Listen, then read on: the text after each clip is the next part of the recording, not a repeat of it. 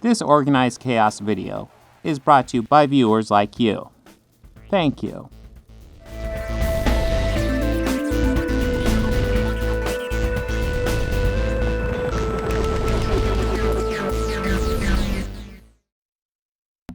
Hello. You can probably hear me better with the microphone not muted. How's everybody doing? Hey, Mikael, I see you're there. Let's see. Any other members in the audience? Oh, I should shut this down. That's gonna suck up my bandwidth. Starting out today, I have a discussion with someone about Obi-Wan Kenobi. I'm not exactly sure where that's gonna go, but we will find out. And I will bring him on in just a moment. Where do I have my chat? I have my chat right here. Let's go ahead and bring him on. Hello. Hey, how you doing? Well, hello there, whimsical stranger. I'm doing fine today. How are you? I'm good. What should I call you?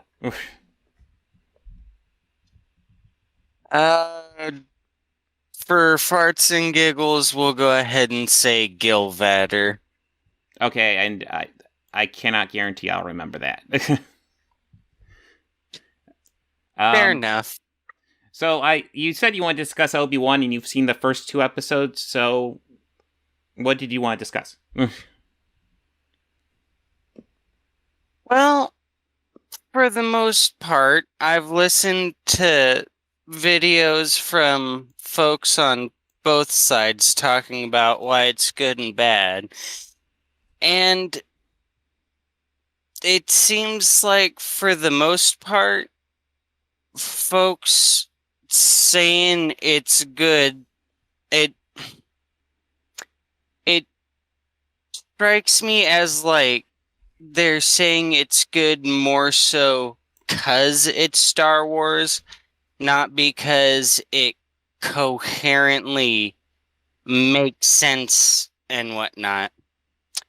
And ironically, the reason it's episode 1 and 2 is I had a discussion with a friend of mine, and despite bringing up points that I can prove were in the show and whatnot, he always said, well, you didn't watch it yourself. So I said, okay, fine. I'll go ahead and watch the first episode, take notes, and we'll discuss it. And for lack of a better term, he essentially pussied out at the last moment and just refused to have any kind of discussion. And fortunately, you have granted me the opportunity to go over it. Okay. So I'm curious as to what your opinions would be, since you are on the side of it is a good show. Oh yeah, no, I think it's pretty good. It's not perfect by any means. There's definitely some scenes and shots that are spotty. The things I like about it, I think performances are very good. I think I really like the idea that like Leia and Obi-Wan kind of have a relationship. I like what they do with that. I like what they do with the whole obvious Obi-Wan and Vader relationship as well. I like I didn't think I'd really like how they went deeper into it, but I think they handled that quite well. Like I said, it's not flawless. The huge criticism people throw at it is Reva, and Reva is a character who, for the most part, I'm on board with. And when they end with her, I like the idea of what they're doing with her, but it doesn't make a whole lot of logical sense where they brought her to. Like I said, it's not perfect. But overall, I enjoy it. So we'll at least start out on the middle ground of it's not perfect, which is completely reasonable. For the sake of being honest and upfront, like I had said previously, I finished the second episode this morning. I do have my notes here with me, so I'm going to do my best to keep what I say to within these first 2 episodes. But since you did bring up Riva, I have one major point that, from my point of view, completely invalidates her story or just shows that the writers have no sense of power or scaling. Okay, what would that be?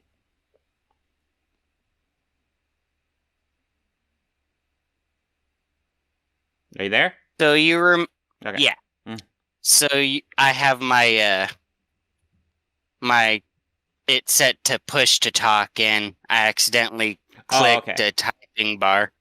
Anyway, so you remember in episode 5 when she has her face-to-face with Darth Vader, and it shows it stabbing her through the chest. And the way it's presented is that it's a repeat of what happened to her as a child during the attack on the Jedi Temple by Anakin and the 501st.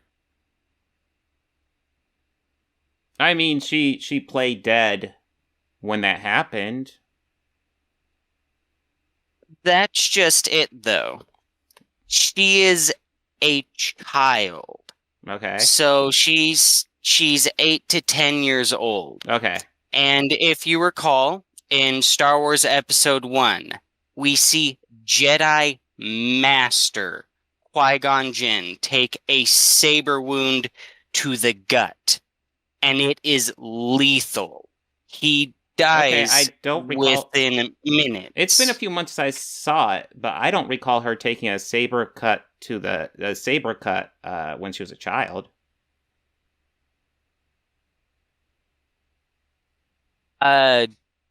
We can find the clip on YouTube. I mean, she does it like there is that clip later, like in episode 5. Yeah, she does get stabbed through the gut, but not as a child. Well, the way that it's presented, it's mirroring what happened when she was a child. Darth Vader impales her Darth with the Vader. saber. Darth Vader doesn't stab her as a child, though. Darth Vader just goes through and massacres all the children around her.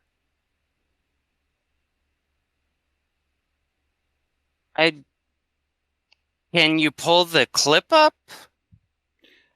Because the way it presented, it seems to be mirroring feel like what happened this before. Is probably the issue with you not finishing the series. I can link it to you if you want, but the way it's presented, it's like it happened in the past. It's happening with her again. Okay, let me pull this up, and I'm going to apologize to chat. You'll probably be able to hear it, but you won't be able to see it because I don't want to get copyrighted. So let me go ahead and pull up Disney Plus here. All good.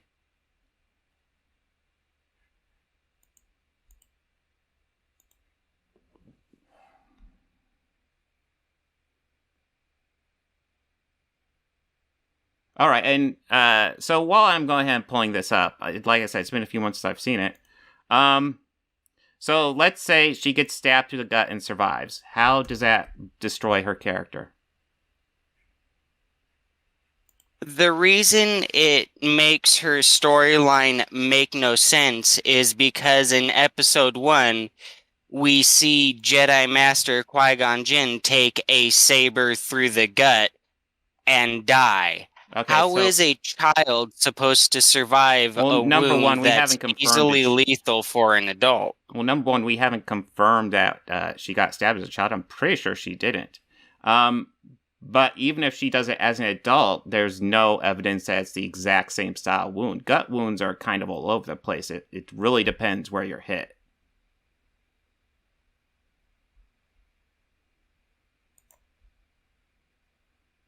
I think that's why they like to use them in fiction, because they can be lethal or they can not be. Well, they're lethal. It's just, unfortunately, the people writing it don't put much into consistency. Not always. It all varies. Not all gut wounds are the same. Well, you're correct. As I do believe the dude that got his arm cut off in the first episode died. Dude God's arm. I'm actually... I can't give you the exact timestamp because I'm watching the clip on YouTube, but it seems to be mirroring, like, as it happened in the past, it's happening now. Okay, let's see this clip.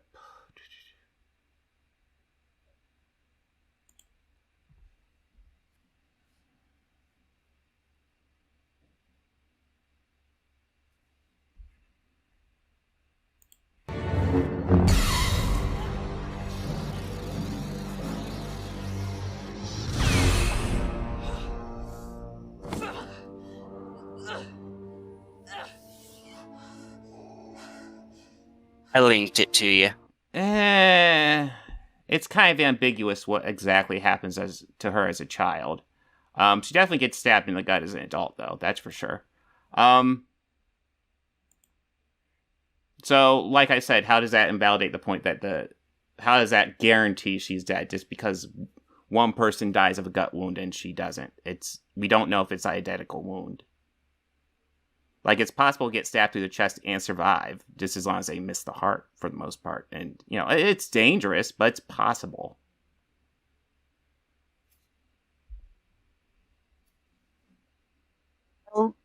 I'll give it to you, it is ambiguously presented, but I would say that if it's meant to just imply and not show that... and not show that she was wounded as a child, why would she remember Anakin thrusting with his saber and then pulling it back out? Why would she remember that? It's ambiguous, and with TV show... Oh, excuse me, I got something stuck in my throat. Anyways, in fiction, that whenever it's ambiguous, you always just give you a lot of leeway because they will use that ambiguity, exploit the shit out of it. That always happens in fiction. That being said, like I said, gut wounds aren't guaranteed lethal. There's variations. So, I mean, we still haven't gotten to the point where, it's guaranteed lethal yet. So I don't know how that destroys continuity. Or whatever you were saying. So why did it kill Qui-Gon Jinn and not Reva? Because maybe it was a couple of millimeters off and missed her vital organs. And it didn't miss his.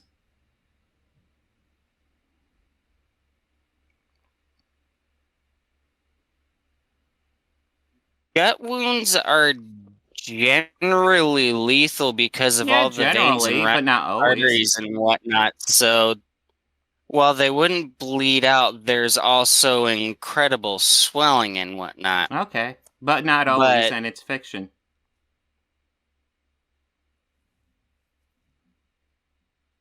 Yeah, but if you're just going to use that as a hand wave, then why bother talking about any of it? It's all fiction. None of it matters. Well, I mean, you haven't even watched it, so... I provided a clip to back up my point. You can disagree with me, that's fine. However, the one point that is not within the first 2 episodes, I do have some form of proof to back up what I say. Although we disagree on it. Like I said, it's like a gut wound's not guaranteed lethal. And fiction will exploit shit like that all the time. That is very common in fiction.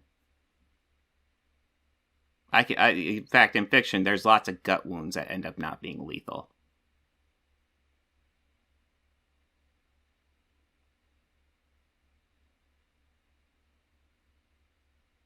I have not seen the Disney Star Wars Clone Wars.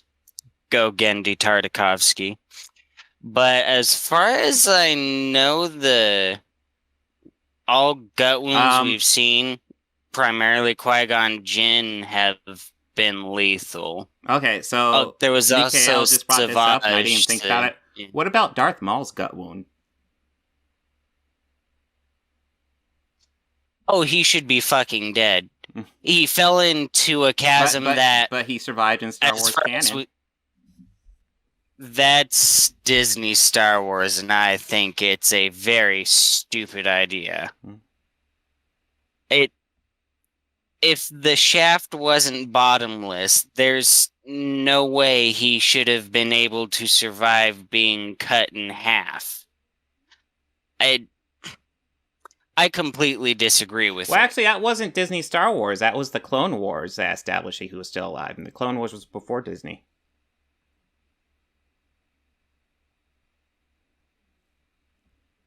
The CGI version? Yeah. Really? Yeah. Disney only did the final season.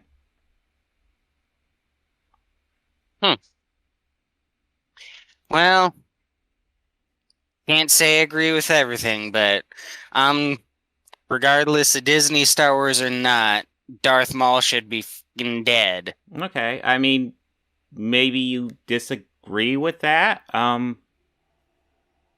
Okay. I mean, that essentially what we're coming up with is a subjective opinion. I think, stuff like that. Fiction likes to do stuff like gut wounds because it looks very fatal and looks very dangerous. But like lots of times they'll be like, oh, they recover. Very common in fiction. It looks very dramatic and scary. But yeah, Darth Maul is fiction. Different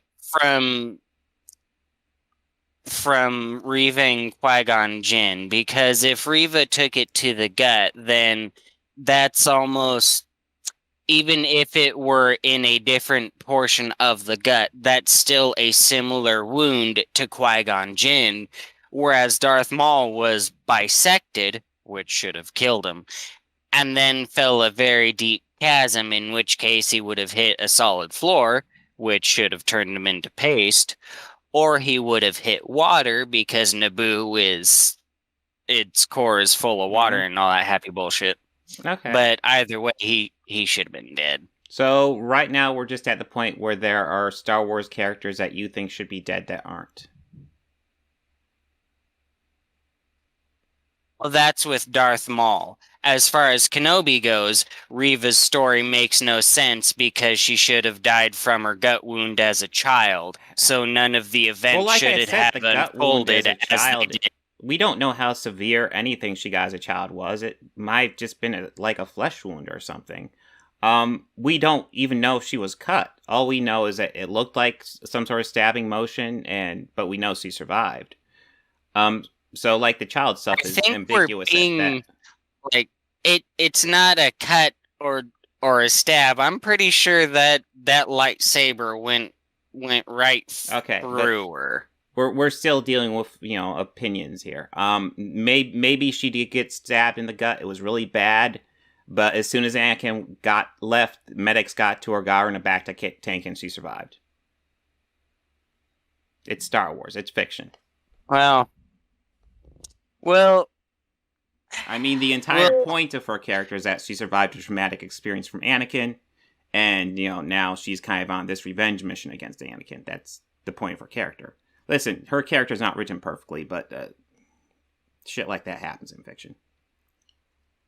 I think it's another sign of how bad the writers were, because I think they could have fully kept the storyline with her getting wounded as a child by Anakin. It's just make it more ambiguous than it already is, because it's already super ambiguous. No. Like, it could be as simple as she's running away and he swings at her foot and ends up cutting off her foot. So that's a traumatic experience, but it's super she ambiguous. survived. It is super ambiguous.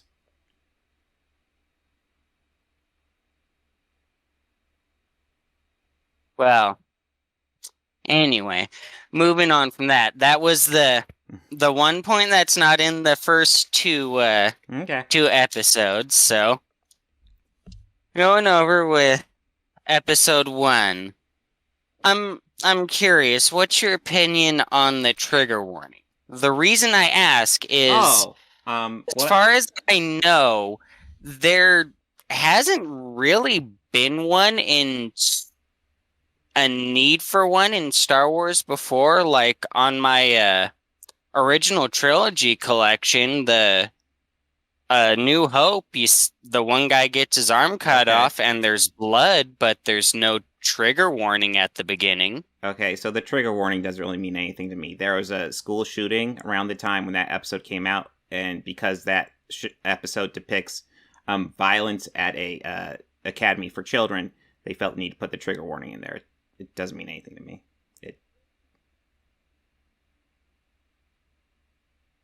Well, that's the point exactly. It doesn't mean anything, so why bother with it? Well, just in case, parents are like, "Ooh, I want to watch Obi-Wan Kenobi," and, maybe they recently lost their child. Maybe that will cause them to hesitate and say, maybe I'll put this off a week. It's like 2 seconds. I don't know why it's an issue. Was it rough for you to go past the trigger warning? For the sake of fairness, I'd write that one up as a nitpick. The only reason I made a point for it is it's the only Star Wars media or content I've seen before that had one. So it's like, oh, Okay. This is new. Why is this? Well, there's a first time for a lot of things. It happens. Yeah. Do you get upset when there's like warnings that there's going to be flashing in something?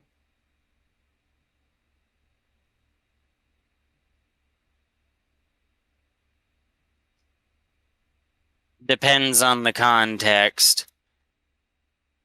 Because there's a... Oh, jeez, I don't remember where it was, really confused. Like, would you say that affects the quality of Obi-Wan Kenobi at all? Just a 2-second trigger warning?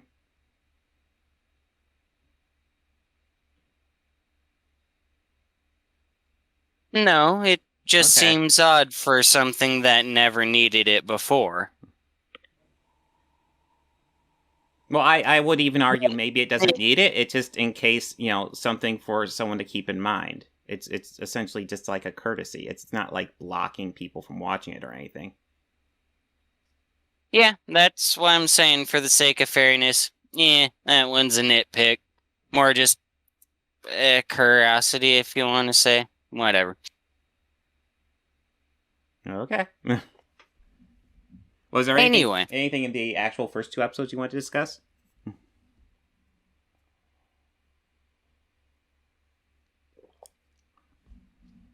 Well, moving on. What do you think about it not having a title crawl, instead of a title crawl, which would be more in line with Star Wars, it just doing a recap scene? Well, I think only the proper episodes have had title crawls, so that's pretty common now, since we've been delving into Star Wars without episode numbers. I think the only exception might be the Clone Wars movie. So, they're just presented differently because it's now a proper episode number, so... Yeah, I don't... I think the end result is I don't think too much of it. I know.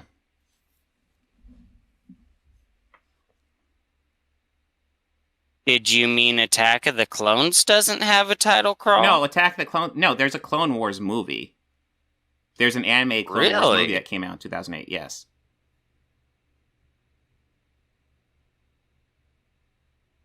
It was kind of like it was essentially the pilot episode to the Clone Wars series, but it was it came out to theaters. It was a theatrical release. Cool stuff. I think the reason I'd say that no title crawl would be a mark against is because this is supposed to be the big live action return of Ewan McGregor as Obi-Wan and Hayden Christensen as Darth Vader. It seems like something that big, you would want to play it up. You would want to make it feel epic. So it seems like not having a title crawl is a disservice to that. But That's all I got on that one. Okay. That's an opinion. I mean, there's an argument to be made for it. But yeah, I honestly I wasn't really expecting him because like I remember that was the big question when I went into Rogue One. Is like, will this have a title crawl? The answer was no. So I just got used to everything that wasn't a proper episode number not having a title crawl. So like when I didn't see one for this, I was just like, okay.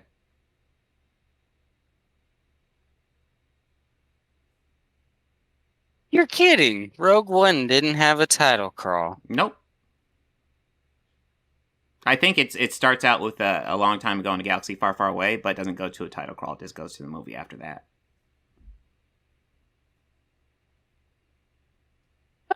Okay.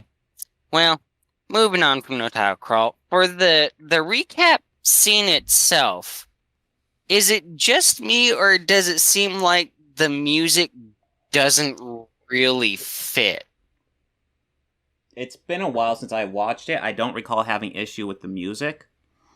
It is worth noting, while John Williams did not do the music for this, he did come back and actually compose an Obi-Wan Kenobi theme for the series. He didn't do all the music, but he did an actual theme song for Obi-Wan Kenobi, which hadn't been done yet. That is cool. Now, with the music, I'm not saying that the music itself is bad in any way or anything of the like. It just, for what the recap is supposed to be with like the tragedy of Order 66 and everything that happened, it seems like you'd want something, sad and somber, something thoughtful. Not like I believe it was more epic feeling. Okay, let me go back because I don't really remember what the music was for that. Like, it's been a few months since I've watched this. So, as I recall, there was I don't remember. Let's dive in here real fast. And I'll only do a couple seconds to avoid copyright here, but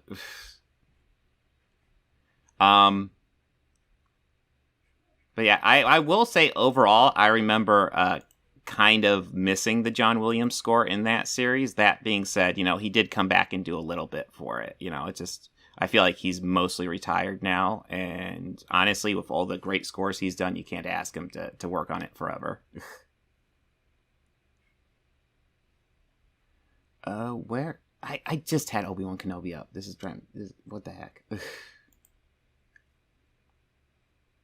There it is. That's all I got for that one. So, I wrote something for number 4. 4 minutes, 39 seconds. So, oh well. Hold on. Moving on. I believe we go into the temple with the teacher. Give me just a moment. You got me interested in this, the music. So, like, the music during flashing back to the Jedi Temple scene, I assume. So at the very beginning, the recap scenes. Yeah. Mm-hmm. All right. I got cleared up. So give me a couple seconds. On he is. I will not kill. I need to skip that a bit further. Anakin. Oh, I go too far. The power. Only through me can you achieve a power greater than any Jedi. Don't give up, Padme. The power to save Padme. I found a way to save you. Twisted by the dark side, young Skywalker has become. Okay, like I said, I don't want to play through too much. I don't want to get copyrighted. That being said, I don't know. Sounds fine to me. That's a judgment call. Like, if it doesn't work for you, then okay. I mean, alrighty, fair enough. So, moving on, we go into the class. The teacher, Valti, she's out there with all the students and whatnot. And is it just me, or does it seem like they're doing some kind of weird Tai Chi almost like they're doing some kind of force exercise, but they don't seem to actually be doing anything. They might be doing some sort of Tai Chi. Tai Chi is known for being an exercise that will help with concentration and just be a workout. I could see a reason why Jedi would want to do that.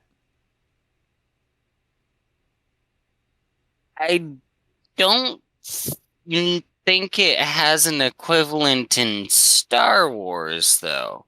I very well could be wrong. I mean, maybe they're inventing it right there. Maybe they're just saying there is an equivalent that isn't named. I mean, there's lots of things about Star Wars that has been established. Well, that's what happens when you throw away the extended universe, but oh well. Well, I get why they do that, too. They're going to want to dive into new stuff and not be straddled down by almost certainly hundreds of novels. You know, and I'm not going to lie, there are elements of the extended universe I'd like them to make more prominent. I would love to get, like, an Admiral Thrawn movie. I'd like to see some Mara Jade. I would like to see stuff like that. But I understand their position as well. I absolutely agree with you 100%, just not Disney Star Wars. Oh god, not Disney Star Wars. I don't know. I've been hit and miss with the Disney stuff. Like I said, I don't like Rise of Skywalker. Obi-Wan Kenobi had its issues. I didn't think it was awful. Book of Boba Fett I thought had more issues than Obi-Wan. It's not been perfect, but I don't know. I'd say more hits than misses overall.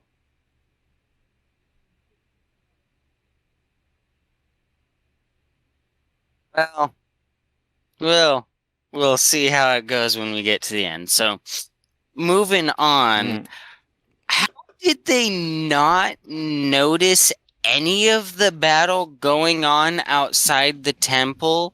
There were supposed to be explosions and walkers. How didn't they sense anyone dying? Won't that be a question for episode 2?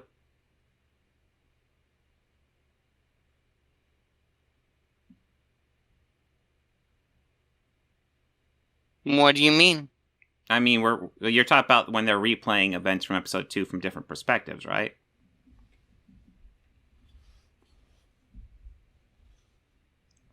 No, in the beginning of episode 1, when we're starting off with the flashback in the Jedi Temple just after Order 66 has started. Okay. For whatever reason, no one really seems to notice the battle going on, even though Valti, the lady with him, is obviously old and trained enough to teach younglings, so why doesn't she sense any of the death from the battle? Well, is it established it's going on right outside? And, you know, like I said, it's been a while since I watched it, but okay. I still have this queued up here. They don't notice the battle's going on until the door behind her opens and we see the fighting going inside. Well, wait, let me see this, because... Yeah, I mean... Okay, we got flash... Okay. Okay... So we got them studying, looks like Tai Chi type thing. Skip ahead a couple seconds. Oh, okay. Skipped ahead barely. Alright, we're in battle. So they're essentially doing the Tai Chi style. It's kind of a meditation what they're doing, and then it opens up. Like, we don't hear any battles or anything in the background or anything. We just see them doing like a Tai Chi meditation exercise, and then the doors open and there's a battle. Exactly. That means the battle's already going on, so why didn't they hear anything or sense any of the death that would have been caused? Jedi are able to sense death through the Force, okay. And with it being in the temple, the teacher not sensing it makes no sense. Okay. Again, won't this be more of a question for episode 2? Because, I mean, this is kind of what happened in episode 2 as well. they're doing a meditation and shit went down quickly.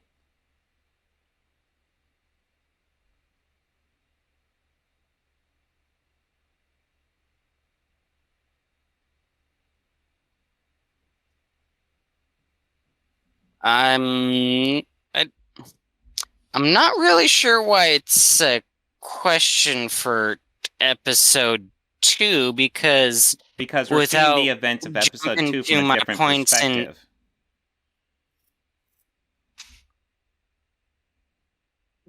But the change in perspective doesn't answer why no one senses the death from the battle. It doesn't explain why the teacher doesn't sense any of it. There's a degree of ambiguity here.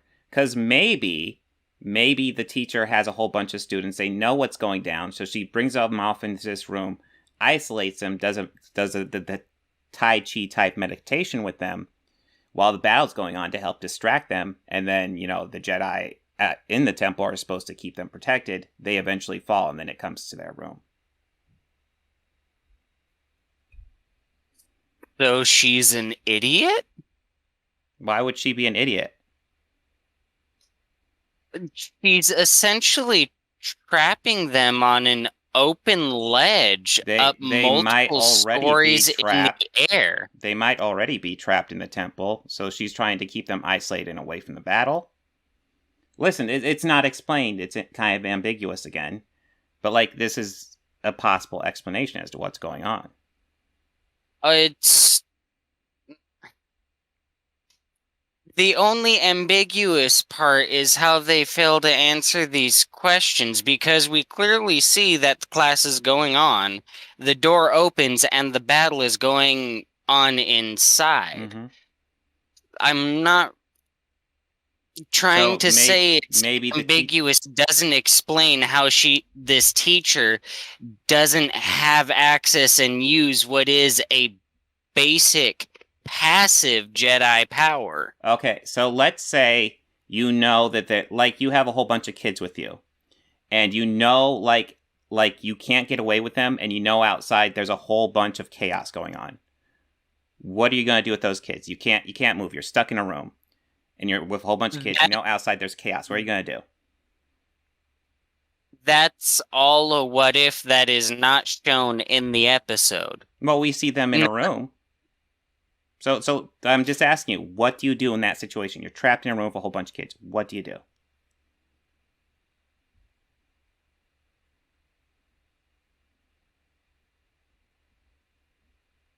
If I knew the battle was going on, I wouldn't trap them in a room and try to get them out. What if they're already trapped in a room? There's no getting out of the room.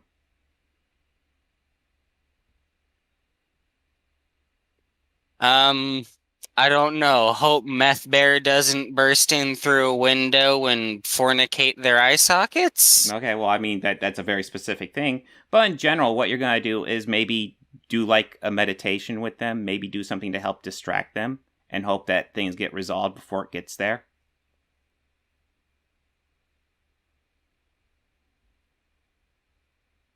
If nothing else, I think with where they were, if we're being very generous and say she's not an idiot and actually did realize the battle was going on, why not try climbing down? Maybe they're 50 stories up. We do have access. There's lots of tall buildings on that planet. Maybe they're just too high. The situation is they could literally just be trapped there. Do you hang out with the kids and shit yourself and scream, "Oh my God, we're all gonna die," or maybe do something to help calm them down?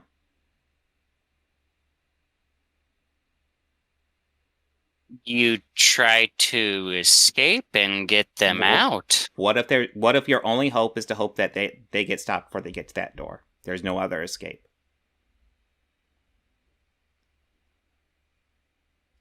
And that's the situation, but unfortunately the episode did not give us the setup to say that's what's going on. The setup it gave us is they're doing the class, the door opens, and there's a battle that no one noticed. Well, there's a battle. but you have a temple filled with Jedi, and you have kids that you can't get out of the temple. So, I mean, there is a logic to just taking them off to a room, hope that the other Jedi in the temple can take care of the battle before it gets there, and just do something to distract them. There is an absolutely logical through line there. But that's based on the assumption that they are trapped within the temple, which, as far as we know, the show didn't establish that the teacher knew they were trapped. So The show that's doesn't an establish assumption. the teacher doesn't know that. The teacher doesn't even have any lines here. We listen, we're jumping in as the audience. We see a whole bunch of kids with a teacher in the temple doing exercises when the doors open and there's an attack right there in the room. You know, now that you mention that she doesn't even have any lines, it's very bizarre. She has no spoken lines, but they went through the effort of putting her name in the subtitles. Yeah, that happens sometimes. There might even be a deleted scene where she has lines, or maybe she just has a name.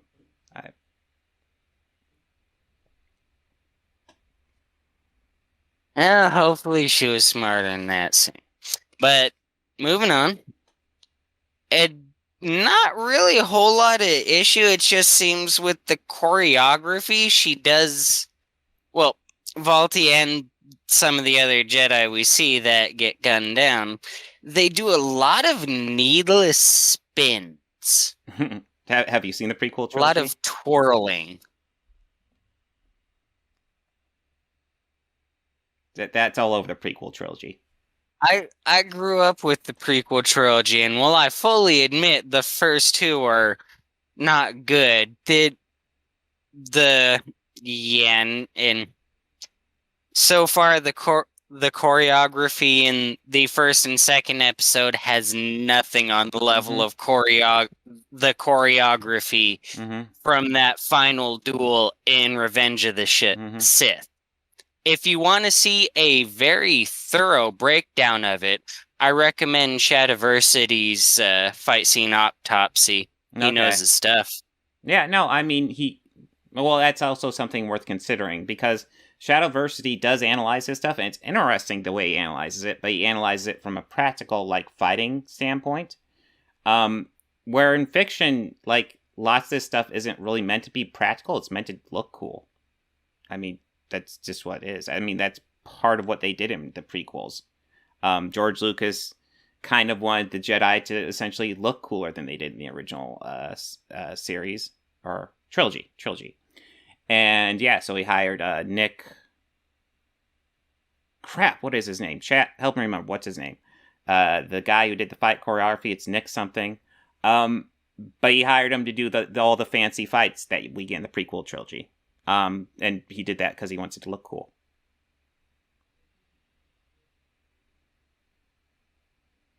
He definitely succeeded in making it look cool, but I would agree. He was a great fight choreographer. Yeah, whirling pirouette. Anyway, going on from that one. I want to say it was moving Nick Gillard. I'm not positive, but yeah, something like that. Moving on. Let's see here. Just 5 FYI, minutes 45. I was only going to do this for about 10 more minutes, so just FYI. Okay, it is Nick Gillard. Oh, well. Guess we'll just jump right to the bloody end then. All right. The show basically ends with completely assassinating Obi-Wan Kenobi's character for very stupid reasons, as far as I can tell. Well, you didn't watch the ending, but I'm still kind of interested. How does it assassinate his character? Well, come on now, be honest. I watched the first and second episode, and what I am saying is based on the first and second episode. Okay, but anyway, with episode 1, it ends with Obi-Wan Kenobi abandoning his two purposes in life to save a girl that he shouldn't be anywhere near around because he's supposed, two things he's supposed to be doing. Okay. Well, that was after Bail came to him and said, "Obi-Wan, we need your help." And after Owen comes to him and says, "We don't need you. Go away." And there's Owen a pretty lot much tells of him, "Hey, they're hunting." wackiness in there. Owen's essentially telling him, "Hey, they're hunting down Jedi. You're just gonna bring trouble on us. We need you to get out of here." And Bail's saying, "Hey, Leia needs you." So Obi-Wan, knowing Leia is equally important as Luke, and knowing Luke is safe and Leia's in danger, goes after Leia. And, well, that makes Bail Organa a complete idiot and a failure. But How? how does him being momentarily safe make it okay for Obi-Wan Kenobi to abandon him? Well, I mean, I'm not sure how that's on Bail. I think you're thinking of Owen. That being said, because they're hunting Jedi, so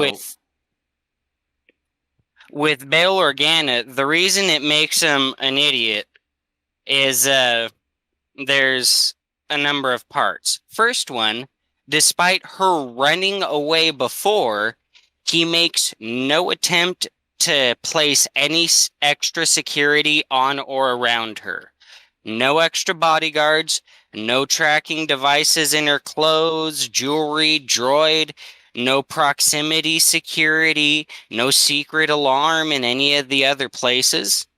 So you're upset because he's not a psychic. No, because they've made him an idiot. She's already ran away. Why wouldn't he expect her to do it again, especially when she seems to be a willful child? I mean, okay, so he has guards with her. Number one. And number two, if she's smart enough and wants to run away, she's going to run away. Which is why a smart person would put some kind of tracking or security secret alarm in her droid, in her jewelry, in her clothes, in her shoes. Do you think that's the best idea to do something like that with your kid?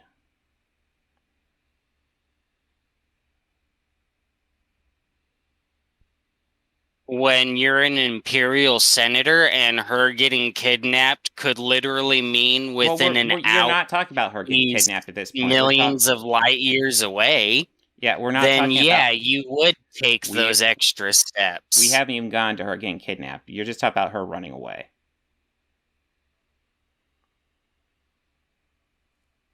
It plays into partly why he's an idiot.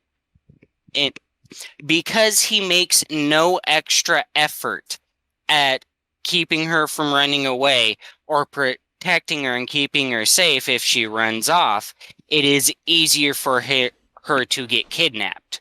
And then, once she is kidnapped, he is further stupefying himself because he is an Imperial senator.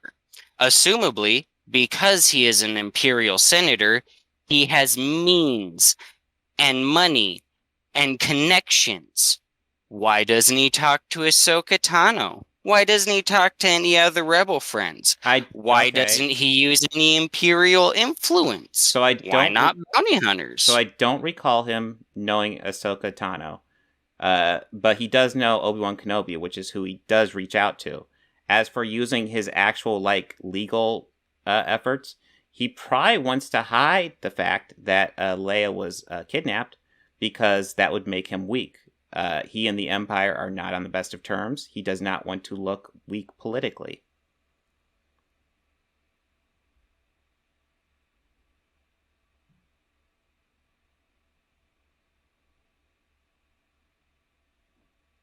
He just... Now, see, and that's why we get to why I'm saying he's an idiot. While I do get not wanting to look weak, he knows he doesn't want to talk to Obi-Wan Kenobi. In fact, Obi-Wan Kenobi is the last person he should even consider talking to. Why? He's a very powerful Jedi. They separated each other. the kids were separated. The point of them being separate was for them to be safe. Yes. Why would you contact someone when just trying to talk to them goes against your whole point of keeping the child safe? Because he's desperate. He doesn't want to look politically weak, but he's desperate. He's scared for Leia, so he contacts his friend that is off the grid, and who also happens to be a super he's powerful stupid. Jedi. He refuses to use any of his means or money. Well, He refuses to use any means or connections to try to save her. He instead goes to the one person that he knows he shouldn't talk to. So your kid's kidnapped. Who do you think you would trust more to? Who do you think would be more qualified to go get him? Your top security guard or this super powerful Jedi that you know?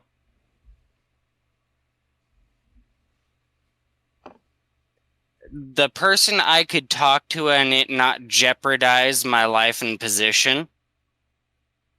Yeah, and my secret. So that would be Obi-Wan, because with Obi-Wan he can do it off the grid. That would be not Obi-Wan.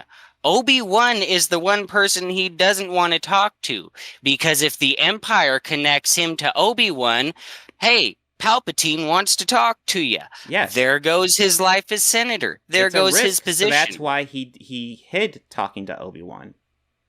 I mean, that's almost certainly why he went physically to the planet rather than actually like trying to do some sort of communication with him. Which makes no sense. How did he know where to find Obi-Wan? Maybe they've stayed in some sort of... I'm not sure, but... They wouldn't stay friends. In any kind of contact. They are friends. He probably had a general idea where Obi-Wan was and just followed clues. How would he have any idea where Obi-Wan is, though? Because he was there when it was decided where the children would go. Literally, that happens in episode 3. They're deciding where the children go. Yeah, I know. Yeah. He knows the planet Tatooine. That doesn't explain how he knows which random cave in the desert to show up on. And for that matter... So he just has to Wouldn't it be suspicious an Imperial senator just randomly going to a planet on the outer rim? I'm assuming he didn't go there as an Imperial senator. I'm assuming he went there under aliases, which I'm certain somebody with his resources would have. And he went there personally to make sure Obi-Wan knew this was really important. It needs done. To make it clear. Which is really stupid, because him doing that only further puts Leia in danger and endangers How's she gonna get in any more danger? She's already kidnapped. Because at the moment, everyone weirdly thinks this is Reva off on a wild hare on her own. But this makes no sense, because the connection she got from the archives, other people in the Empire have access to. So she's just the super smartest? So, so like she had access to the archives and found out that Bail and Obi-Wan have a connection. And, okay, I mean, we're jumping to a different point here. Why does that make no sense?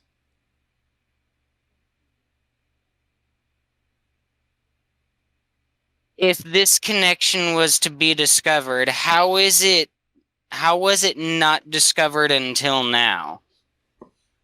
What do you mean, how is it not discovered? How do you know there wasn't I assumed it was known that Obi-Wan and Bail had some sort of relationship. I mean, I don't recall ever being hidden that they were friends. I believe the only thing that's not 100% known is whether or not Obi-Wan's alive or not.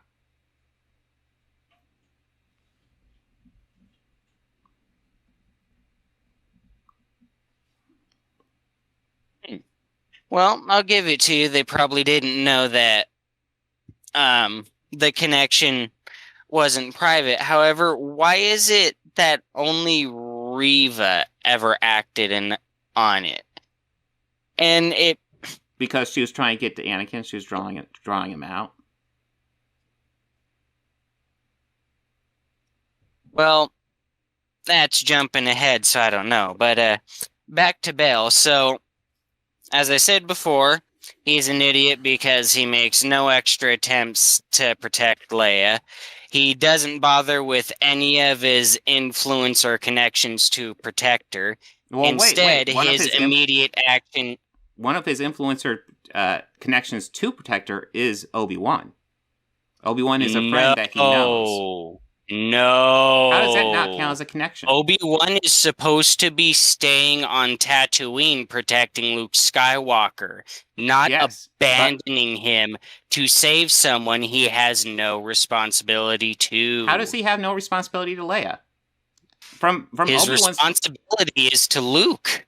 But from Obi-Wan's perspective, Leia and Luke are equally important. He doesn't know which one's going to be more important. He knows they're equally important, though. So what's going on is that Leia is in danger. He's entrusted with Luke.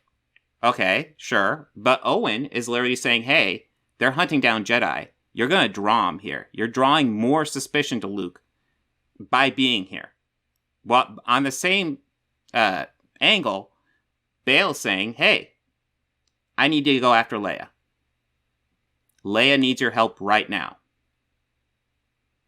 I'm sorry, that just makes logical sense to me. Which is real, except it doesn't. His obligation is to Luke. Owen can say Luke what is currently safe, Owen and the only danger to Luke is Obi-Wan being nearby. No. Because right now, the Empire's not looking for Luke. They're looking for Jedi. Assuming, say you exist in Star Wars world, it's not forward in time so we don't know A New Hope happened. Who's to say a group of Tusken Raiders won't show up and kill everyone the day after Obi-Wan Kenobi leaves, after he abandons Luke Skywalker? Well, let's say that happens even while he's there, though. It probably would be a better show. Okay. Oh. A group of Tusken Raiders attacking and Obi-Wan having to use the Force and his wits to defeat him. That would be interesting. Well, no, and you wouldn't what if they attack so fast that they? I mean, this is just such a what if at this point. So what if there's a giant crate dragon that eats Luke the next day? I mean, there's a billion things that could happen. Right now, though, the Empire is hunting Jedis, and Obi-Wan is a Jedi in hiding. One of Luke's other protectors, Owen Lars, is saying, "Hey, Obi-Wan, you're drawing attention over here. This can't be safe for Luke." Meanwhile, Leia, who is equally important to Luke, is in imminent danger.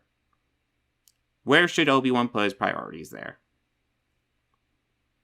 To the person he has responsibility to. He has responsibility for both. Where is it established that he doesn't have responsibility to Leia? Where is that established that he's... When he took Luke Skywalker in self-exile to Tatooine, where his life goals became, number 1, to watch over Luke as he grew up, and number 2, to train and practice to commune with Qui-Gon Jinn. So, I mean, why isn't Leia important he bailed in this on both of situation, those. though? Why isn't Leia important, though? Why should he just leave her in danger? Especially when the greatest danger to Luke is the fact that he's nearby.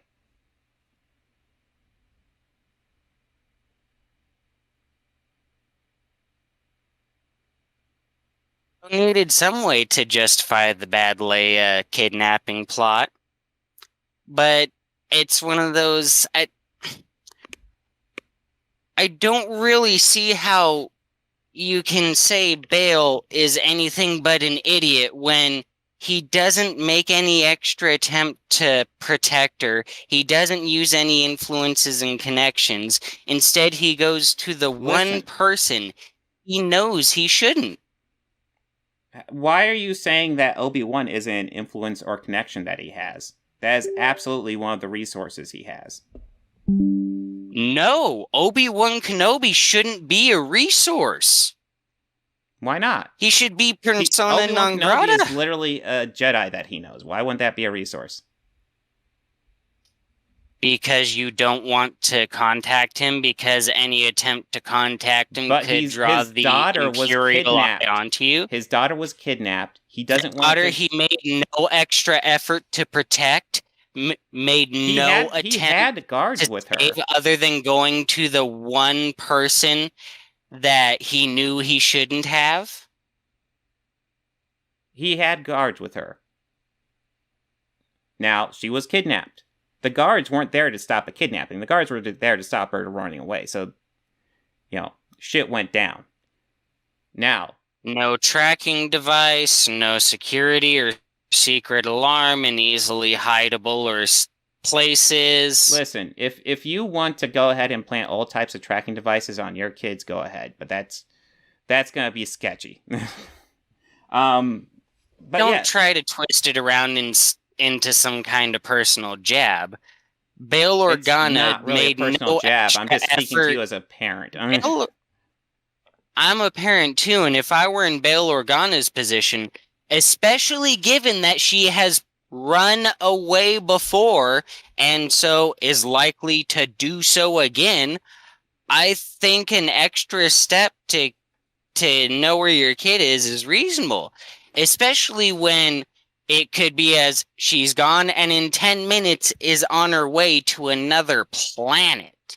Okay, but seems reasonable. I feel like we're just gonna go on this loop. So okay, so he put extra guards on her. The kidnappers were able to get on the guard, and you're like, oh, he should have done more than those guards. So it's okay.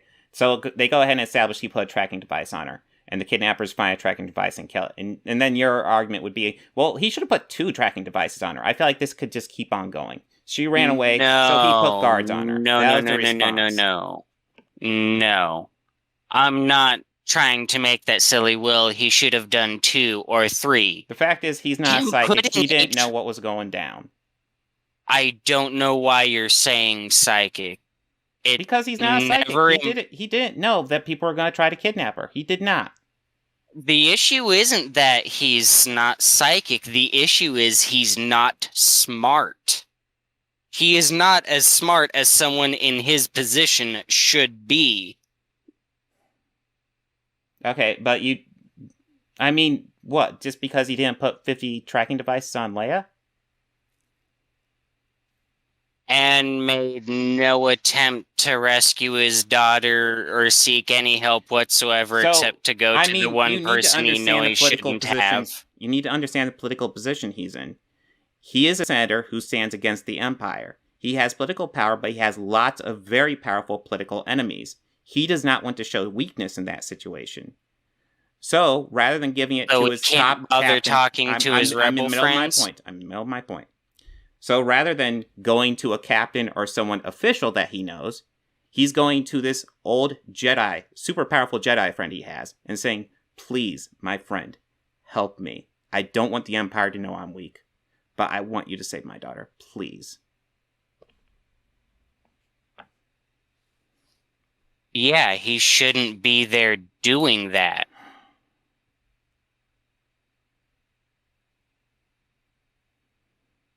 I mean, I guess that's a choice, but I mean, I really don't think going to Obi-Wan is a bad call. I mean, it's... You could argue he could be caught going to him, and that could be bad, obviously. But, yeah, he doesn't want to... he was he doesn't want to show any able political to weakness on to the Obi-Wan's Empire, so cave. he's tracking down Obi-Wan, who is a very powerful Jedi that he knows. Probably the only very powerful Jedi that he knows. And saying, go save my daughter. He knows Ahsoka. When is it established that he knows Ahsoka? Is that Clone Wars?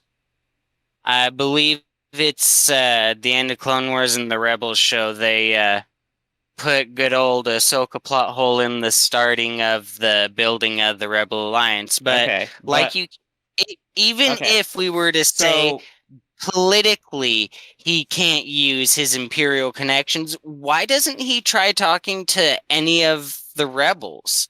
Why doesn't he try hiring really a bounty hunters or mercenaries? Who would you trust more, a Jedi friend or a bounty hunter? Someone I could talk to, who talking to wouldn't possibly put my life and family in danger. I don't know if there's much of a way around that one. Well, there is. It's just for whatever reason he's a political coward, I guess. A political an coward. idiot He's standing and up a against the political Empire, coward. which is much more powerful than he is. So I don't know how you could argue he's a political coward. He's too scared to use his political connections to try to save his daughter. Instead, he's going to try to talk to the one person that he know he shouldn't. Okay. In fact, I don't really feel like we're moving anywhere here because it's clearly a political thing. He doesn't want to show weakness to the Empire. The Empire is looking for weakness with him. You're grasping at straws. I'm grasping at straws? How? I'm pretty sure they established that he's no friend to the Empire, and the Empire is like most of the politics there. So, in what way, shape, and or form did the first or second episode show or imply that he couldn't use any of his political connections or power to try to save his daughter? It's been a while When since I did he watched show it. any of that? It's been a while since I've watched it.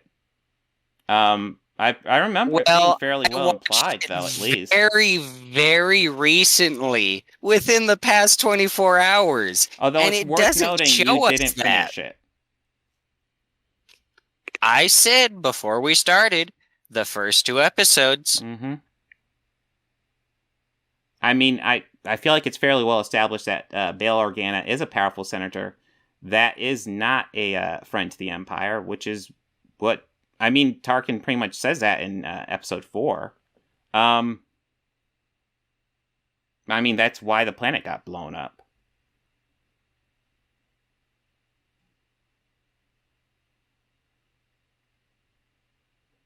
The planet got blown up because the senator and his daughter were traitors and a part of the Rebel Alliance.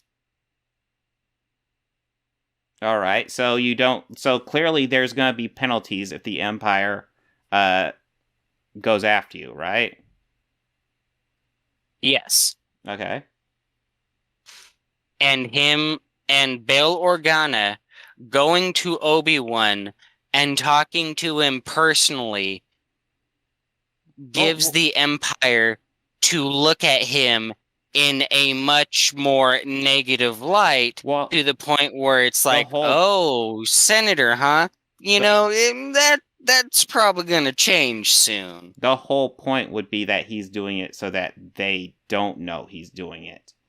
Who do you think he could trust more with that? Hey, Obi-Wan, can you go save my daughter? Or hey, Empire, who will later kill my planet. Of course, he doesn't know that, but he knows they don't like him. Go save my daughter. Being a politician, I figured he'd be able to use it into a very good political spin, and it could be an opportunity to contact potential new allies for the fermenting Rebel Alliance. Well, what if those potential new allies are actually working for the Empire? He doesn't know. Then I guess Meth breaks in through the window and fornicates an orifice. For all he knows, those potential new allies kidnapped his daughter. Well, then for all he knows, Consuela kidnapped his daughter too. Well, that's the point. He doesn't know he doesn't know who he can talk to, but he has a very powerful Jedi friend he knows he can contact. That he knows he shouldn't talk to because doing so only wants to get his daughter back. And their charge is in danger. Nobody's saying it's not risky, but he's desperate and wants to get his daughter back. So he won't do the desperate move and use his political influences to get his daughter saved? So his desperate move is to contact Obi-Wan because he trusts Obi-Wan. Which is very stupid because it is incredibly dangerous. Why would it be stupid to trust Obi-Wan? No, trusting him is fine. Contacting him is stupid. No, it's risky. But it is also risky to go out to people you don't know and say, hey, my daughter's been kidnapped.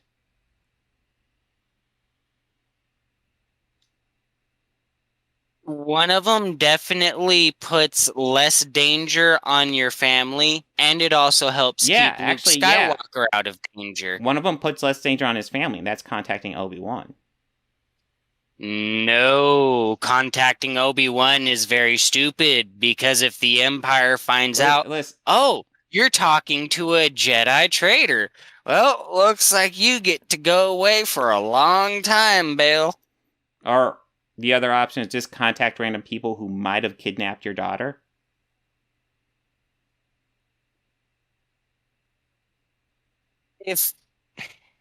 If we're being serious, I think honestly the best thing they could have done from what I've seen for this Kenobi show is just completely drop the Leia kidnapping.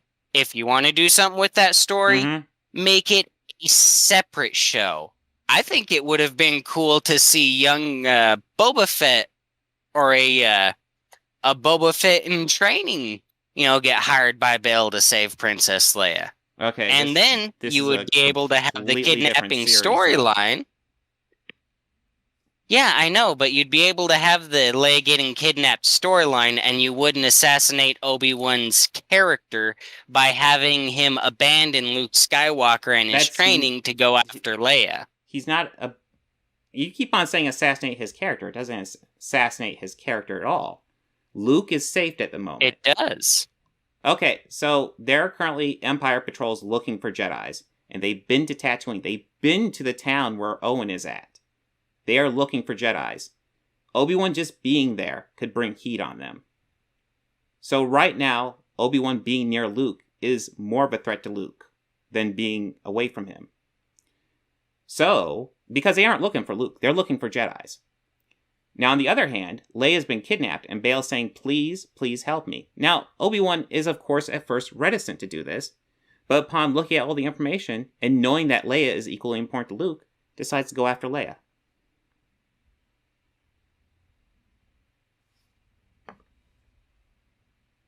I get what you're saying, but it just doesn't make any sense. Why abandon Luke Skywalker? Why take what Owen says at face value? Is he a Jedi? It's not just face value. Obi-Wan was there watching them intimidate the crowd. Obi-Wan knows that being a Jedi nearby there is a threat. Well, no, it wasn't with the Reva and the other Inquisitors first showing up, it wasn't a threat because they were there for someone else.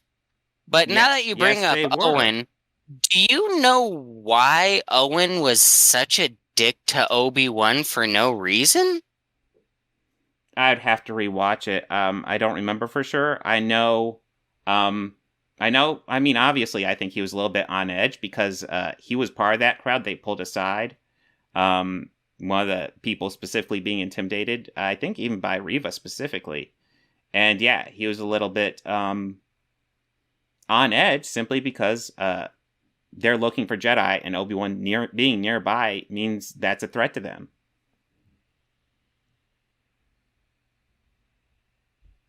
Yes, being threatened by Reva, who should have died as a child. But, oh well. We don't know that. And like I said, it's fiction, dude.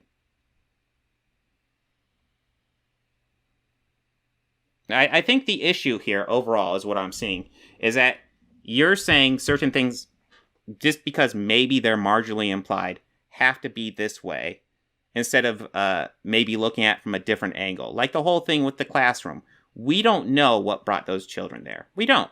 All we know is that they're there doing like a Tai Chi style exercise and then they get attacked. That's all we know in that scene. And exactly. That's all we know. So you're saying, oh, well, why don't they do more to protect them? Well, the fact is we don't know. For all we know, that is how they're protecting them. They're keeping them calm while there's chaos outside. And that's just it. The show doesn't do or show anything to establish that. So you're just using an assumption to say it's fine. Well, that's all we have. I mean, it's strongly implied. They're there just essentially doing something that could work as a calming exercise.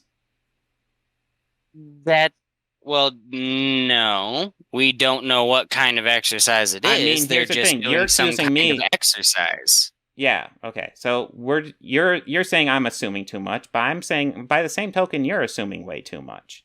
Like you're assuming she got a fatal wound as a child. We don't know that.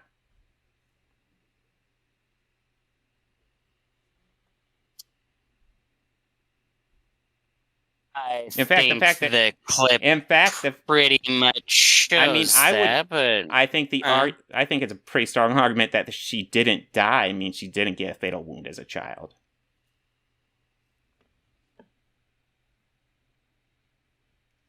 Then why would they frame it as the past repeating itself? Because she was attacked by Vader. Twice. So she got attacked by Vader twice and got away just fine. Yes. So Vader's now a weak little puss that can't kill a little girl? Wait. What? So it's established in the beginning. She's in the academy. Vader attacks. He kills a whole bunch of kids. She maybe gets some sort of injury or something, but she survives. I mean, that shit happens in battles. It's not like not like she kicked his ass or something as a kid. She was there and she happened to survive. Based on how it was presented in the clip I shared to you, she shouldn't have survived, though. We don't know the extent of her injury as a kid. And even if it's like a gut wound, maybe it just happened to miss it. Maybe they got her to a Bacta tank fast enough. Like, do you know exactly how Bacta works? No, but why would they do that when they were there to kill all the Jedi? There's a reason they haven't explained exactly how Bacta... Well, they probably did in the expanded universe, but they haven't done it in the proper universe just because they could do stuff like that. Fiction likes to leave as many doors open as possible.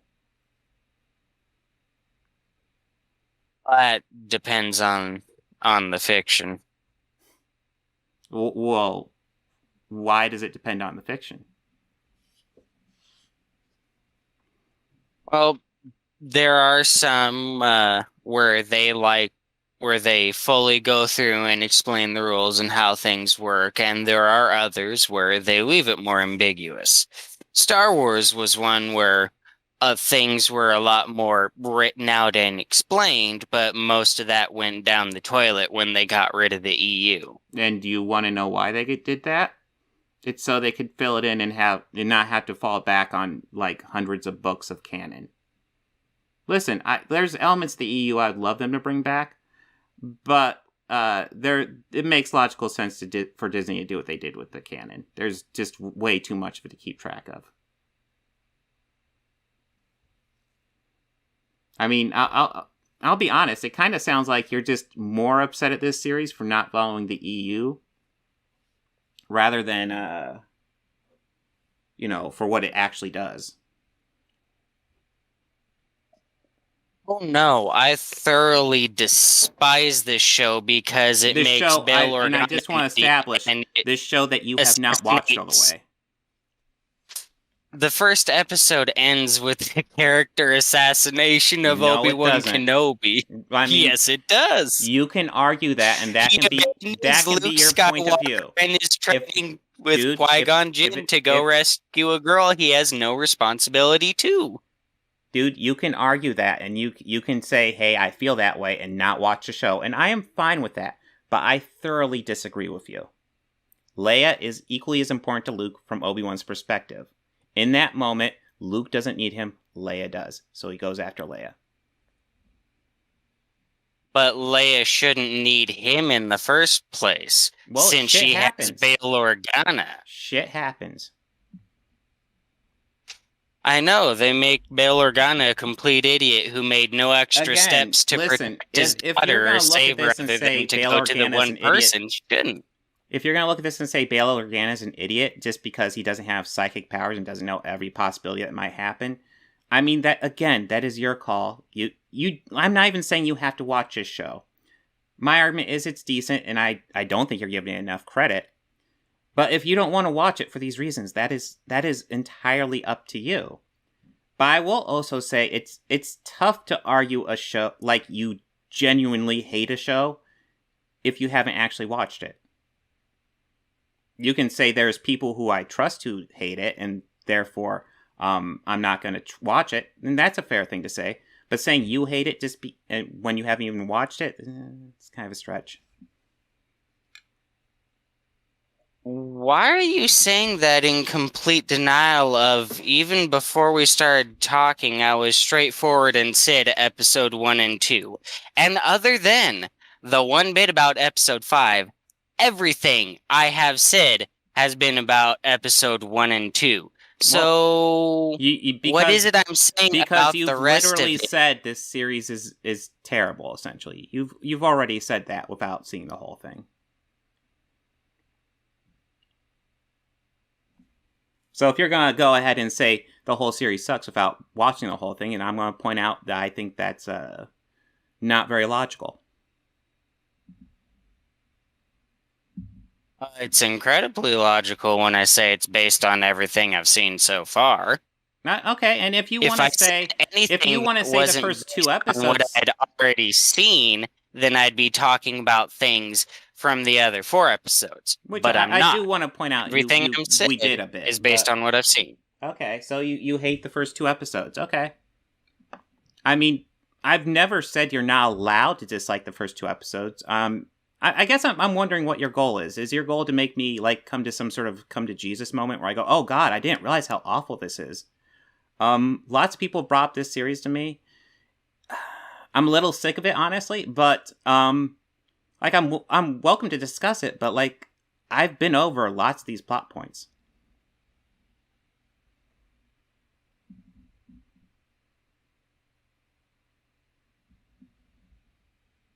I think the reason I wanted to talk about it is because obviously I'm thoroughly against it, but I really want to understand.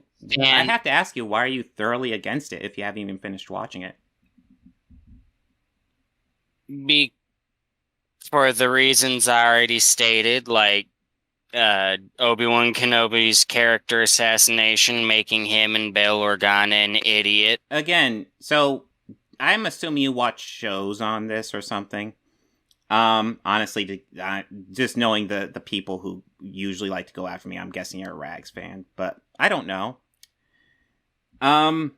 But yeah, I don't know if these content creators weren't out there, if you would watch that and say, oh, that assassinates his character, because it really doesn't. It's actually a very logical thing for his character to do in that moment.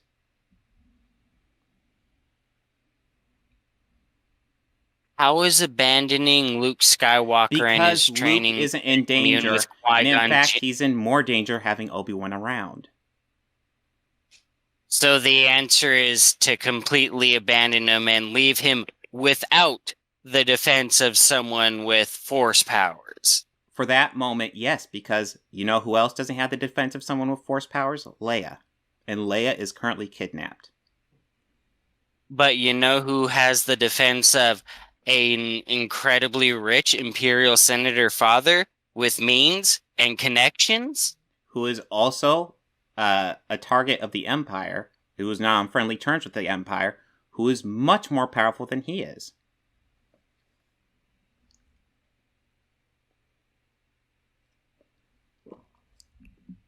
If there was no issue with his daughter getting kidnapped, then why does the Grand Inquisitor act like Reva did something wrong?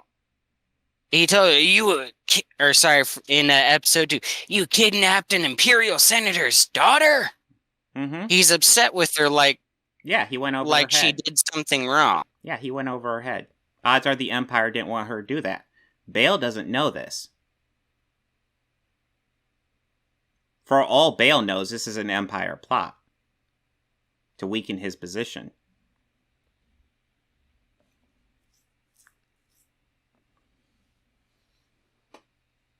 Beyond assuming what the character's thinking, why would Assuming what the character's thinking. why would he have reason This is to pretty assume safe that? assumptions here. Why would he assume that the Empire might? Because they might be. They're not on friendly terms.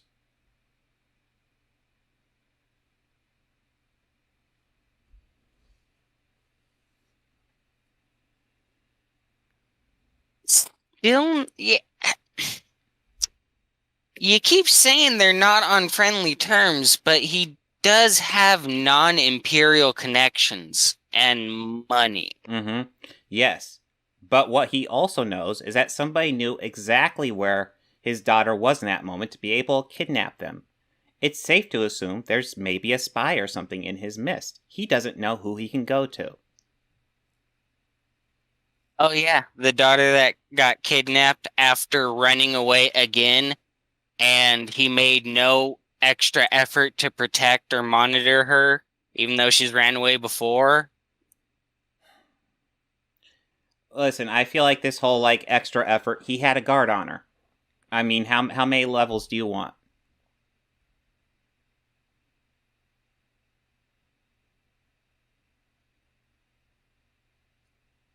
Something that I'm not going to say, So- oh, it needs 10, 20 extra levels. What it needed was something that showed he actually put in any kind of extra effort or thought Yes, he into had protecting her guards or on her. keeping her from running away. That's what the guards were there for.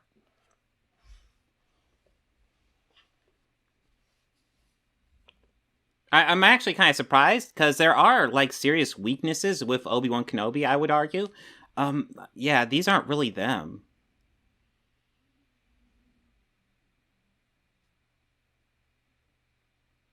Oh no, they are. The character writing is Well, I mean, absolutely you know what? terrible. You can Ewan argue McGregor that deserves better. you can argue that assassinates the character. I wouldn't. That would not be my thing. But that's a subjective thing. I personally feel like you're letting a lot of these more toxic anti-Obi-Wan people get to you and influence your opinions. That's my honest thoughts.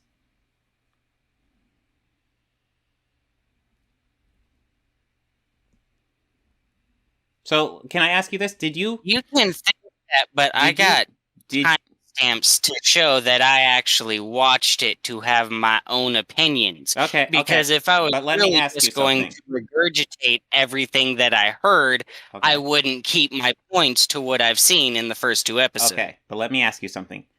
Did you start out watching Obi-Wan Kenobi, or did you start out watching YouTube videos on Obi-Wan Kenobi?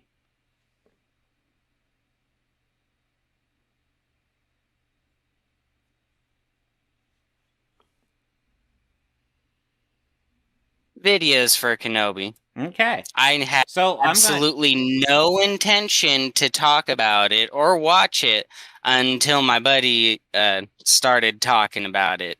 okay. And, So I'm gonna first tell you- episode and first episode. As somebody who likes to talk about media on YouTube, one thing I actually try to avoid is actually watching any YouTube videos or stuff like that.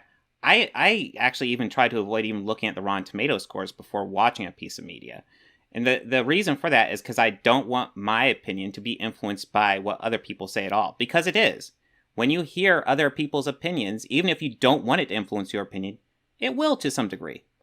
So before I talk about media, I usually just do a blanket. I don't look at reviews. I don't look at commentary. I even try to avoid behind the scenes stuff as much as possible.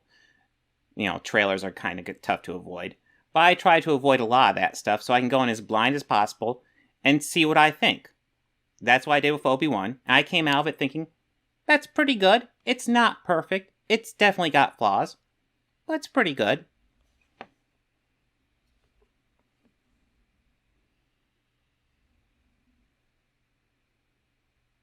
And I think the biggest thing that I would stress anybody just going into media, if there's a reviewer you trust, you can go ahead and watch it, watch what they say, that's fine, and say, hey, so-and-so didn't like it, so I didn't check it out. But it's very hard to just go into it blindly after you've been watching people, like, bash it for... God, I'm searching hundreds of hours bashing Obi-Wan Kenobi. It's very hard to go into it blind when you've been watching stuff like that. It's going to influence your opinion. I completely agree with you. However, you seem to be ignoring my previous statement. I've watched videos on both sides. I've watched people for it. I've watched people against it. Well, so without watching the series, who did you agree with?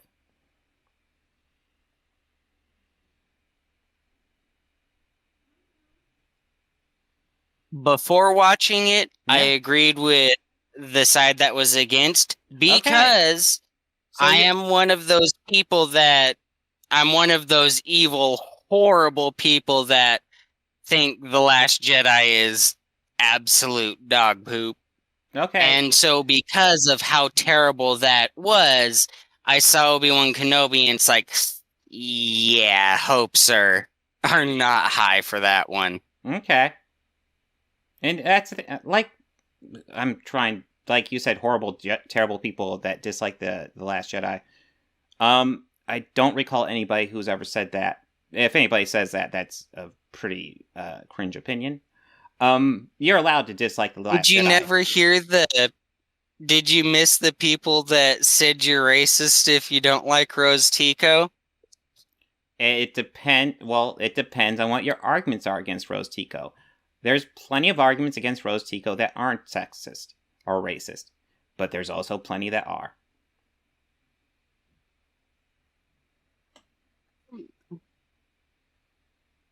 I want to agree with you, but I haven't actually heard any of these sexist arguments. What I keep on hearing is reasonable arguments being written off as such. All right, well, that's a little interesting. I wish we could go into something specific. For example, it's been a while because it died down a lot, but say Rose Tico is a bad character because she ultimately serves next to nothing to the plot and needlessly resets Finn's character and makes him a bit more clownish. Used to be a couple years ago, you say that, Right. What? You don't like an Asian female character? You racist sexist. Well, that is not a common thing that people would say. They might, and I would disagree with that. That being said, I'm not really sure I even agree with that argument. That's not a racist or sexist argument, though.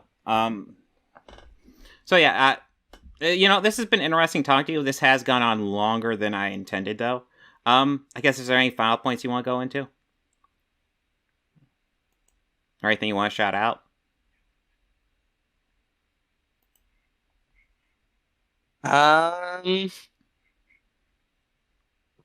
Not really a whole lot. If I had known this was the amount of time we had, don't know if I would have bothered taking notes for episode 2 with timestamps, but oh well. As far as shout out, if you're interested in it, definitely recommend Shadiversity. He knows his stuff. I know Shadiversity. I mean, he's, like, if you're just looking for, like, someone to talk about fight choreography, he's actually quite good. I don't know how well it translates to actual fiction. I think even he would admit that. Like, I remember watching his thing on Thanos' blade in Endgame. How it looks really cool. It's not practical, but looks really cool, and I thought that was interesting.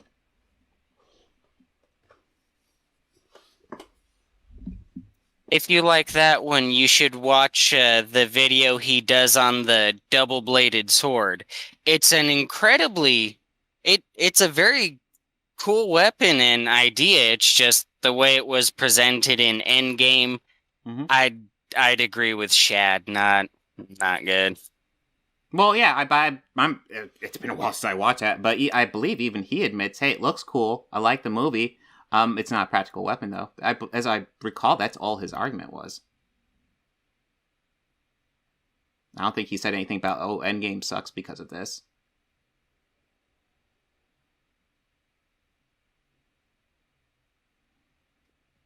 Yeah, I don't think I've heard him say Endgame is bad. No, I don't think so. But yeah, no, it was interesting talking to you. Yeah, I don't usually stream for more than, well, I try to keep it to 2 hours. It usually goes longer than that. But yeah, it's interesting talking. Have a good day, man. Yes, it was short and a bit contentious, but thank you for your time. I appreciate talking to you. Yeah, no, Have a good one. I always like to talk to people, so have a good one, man.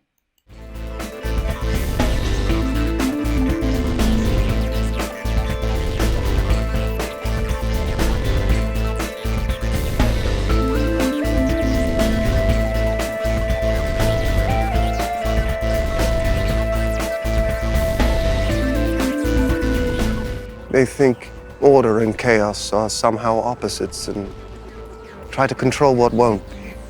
Do you enjoy pain? Pain don't hurt.